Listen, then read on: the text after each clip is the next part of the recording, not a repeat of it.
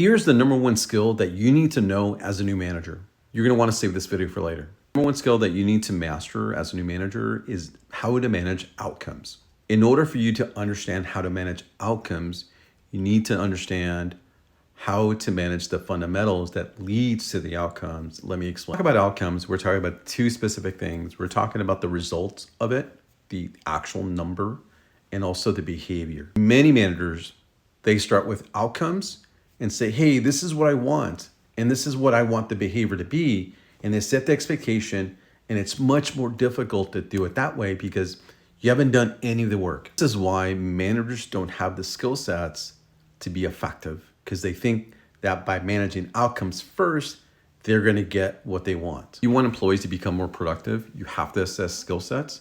They have to understand their roles and responsibility, to include yours as a manager.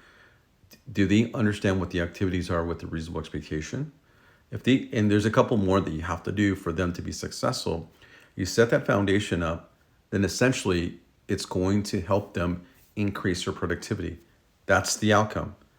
But from a behavior standpoint, if you're doing follow-up correctly and efficiently and effectively, you're recognizing the good behavior, thus reinforcing what they're doing well in regards to finding solutions, communicating those things, escalating items, being safe, having good quality, all those different things that they were not doing before because of what you did.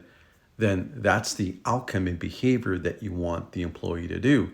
So you've set a foundation for them to be productive, but not only that, you set the foundation for them to exhibit the right behaviors. So that's how you do manage the outcome. So if you found this content useful, please follow for more. By the way, I do have courses in my Stan Store that you can learn from and apply what we just said.